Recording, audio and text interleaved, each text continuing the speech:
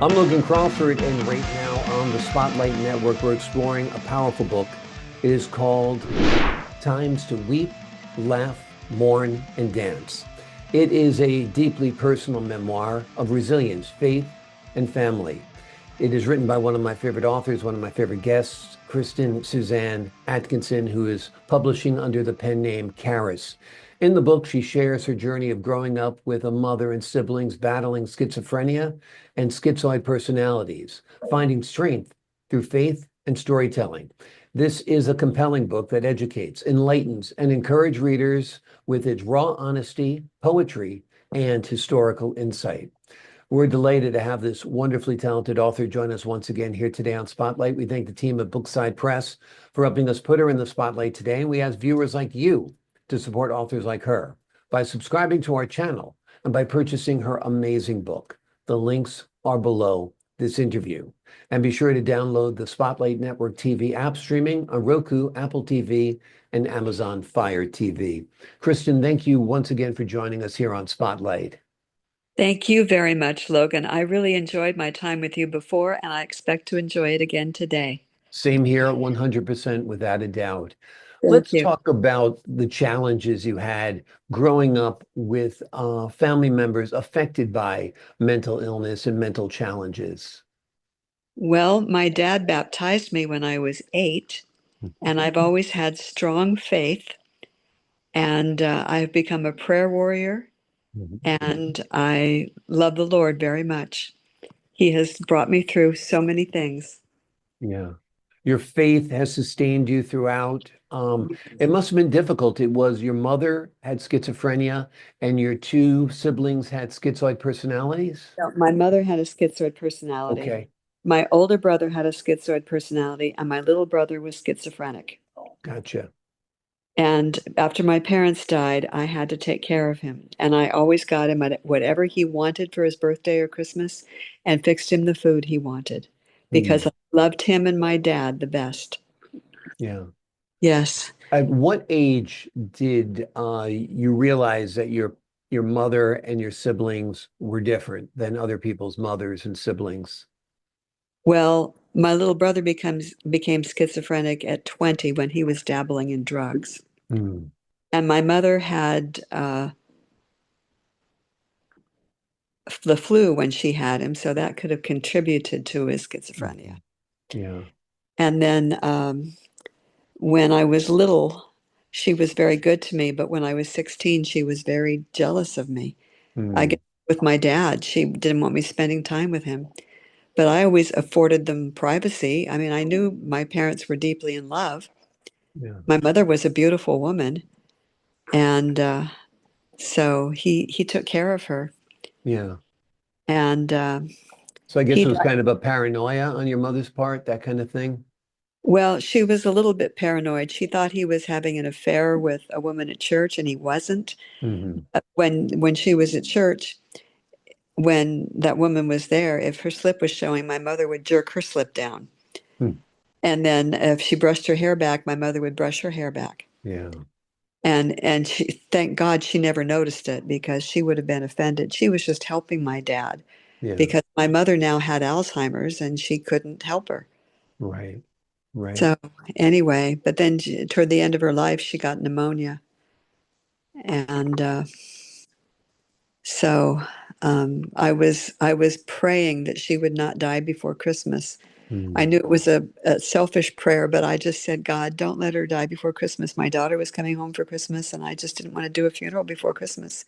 Yeah. And I said, I know this is a personal request, Father, but I pray she will not die before Christmas. So I got up that morning. I sang on the worship team at church. I came home and started fixing dinner. And then I got a call from the place where she was in Ontario, and they said, we're starting to lose her. Hmm. And I looked around at my cooking because I was making Christmas dinner that day. Mhm. And I said, should I come now? And they said, no, it's not going to be for a while. So they said, just continue with your Christmas. So we continued with our Christmas. We opened our presents, and then I packed my brother and my daughter in the car, and we went out to see her. And she was still having a struggle breathing, and she was on hospice care. And we just kissed her and hugged her, and lied to her. We told her she was a wonderful mom and a wonderful Mhm. grandmother, Mm. and kissed her and hugged her and told her it was okay to go and be with Daddy. Yeah. And then we came home, and I was eating a piece of pie, mincemeat pie, just like my mother made it with lattice work on top. Mm. And I was eating that, and at 6:10 they called me and they told me she was gone. Mm. And I had my husband, I can't drive at night because I have a blot in my eye. Mhm. So my husband drove me in there, and I waited until Montecito got there. And I didn't cry because she had been kind of rotten to me when I was older. Yeah. But anyway, I didn't cry again until Elizabeth and I went on an Alzheimer's walk, and they gave us a different colored flower. And that's when I wept Yeah. because that meant we knew someone who had died. Mm. Yeah. It's a tough road. I mean, it's so hard for a young person to accept their mother's challenges. Your mother had many challenges because of her mental illness. Yes. Very kind of you to tell her at the end that you were a great mom, a great grandmom, Yes. because you wanted her to feel comfort. You wanted her to be at Yes. peace. Uh, Yes, that's right. yeah. Tell the folks at home the difference between schizophrenia and a schizoid personality. Well, I have it in my book. Yes, I'll tell you. Okay, just a second. sure.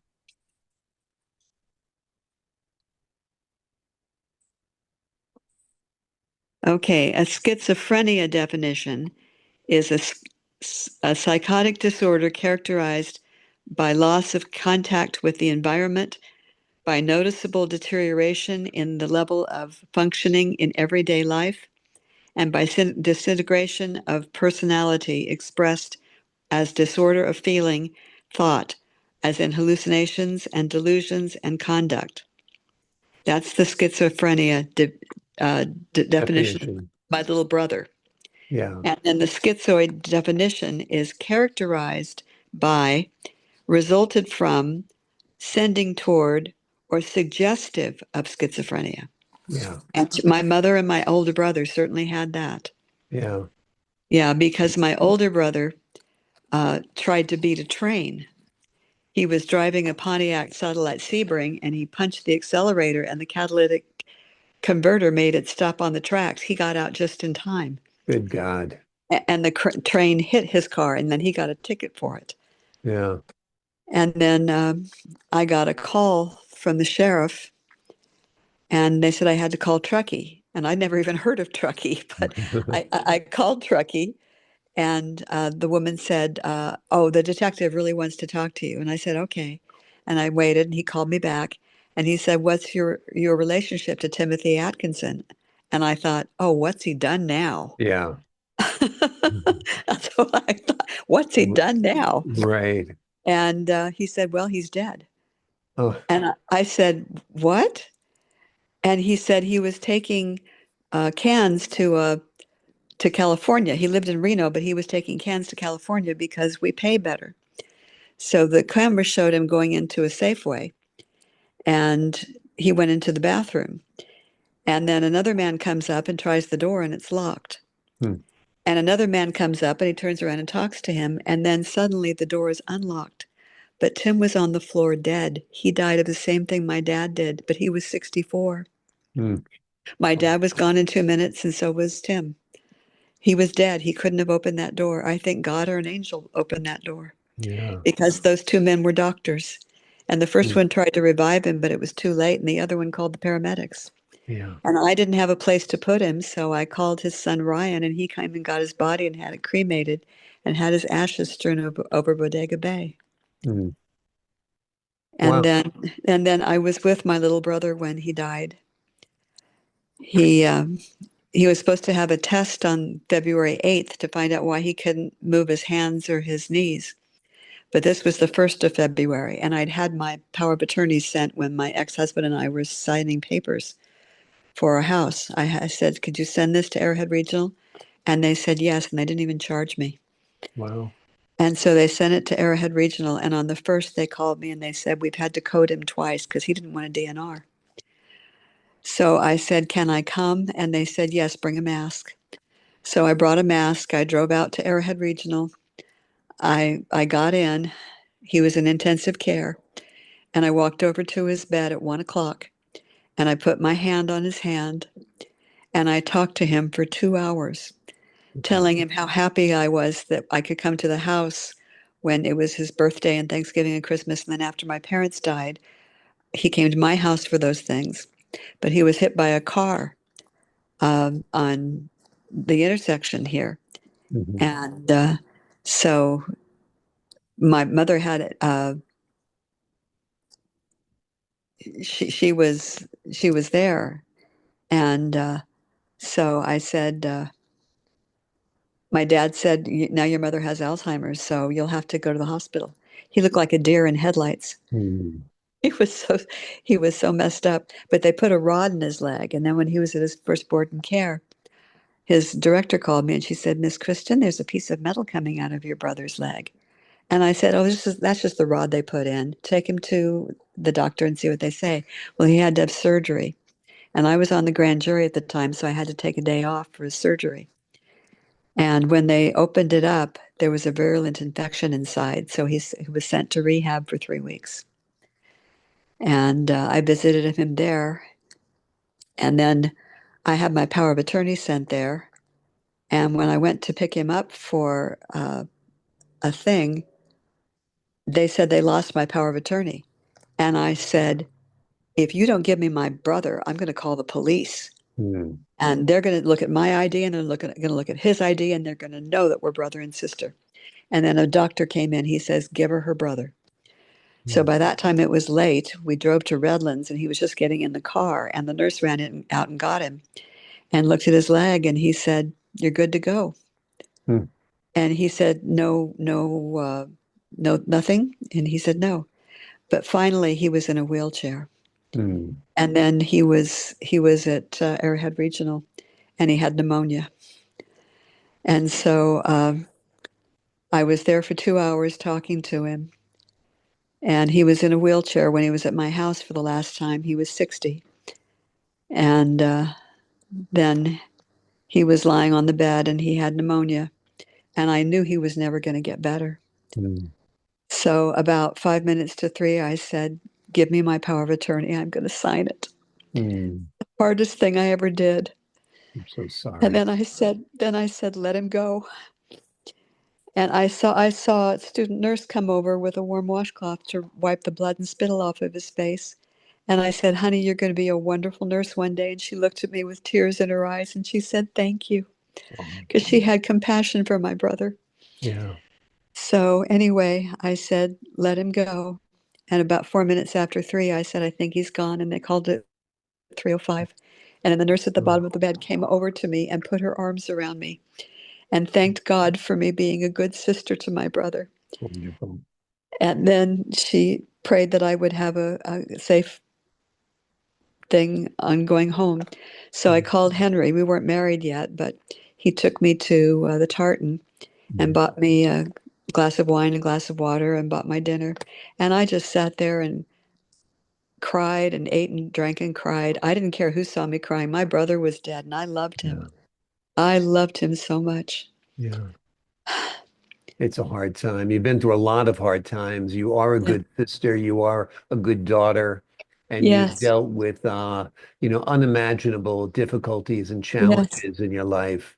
And Yes. thank God for God who has sustained you through all of this, and the loved Yes. ones who are with you during times like this. That's right. That's right. Yeah. But I had a talk at Colton High School.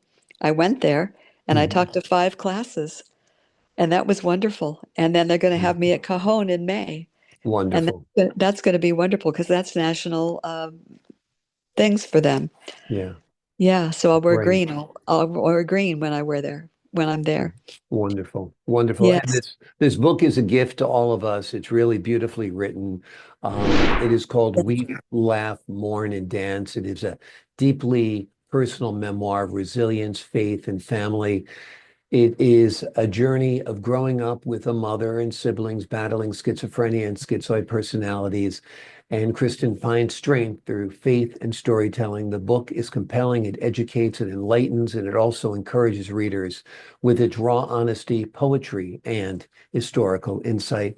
Kristen, thank you so much for joining me here today on Spotlight. You're welcome. And I wish you the best, and may God richly bless you. God bless you as well. Thank you so much, Kristen. And to the folks at home, I'm Logan Crawford, thanking you for your time this time. Until next time on Spotlight.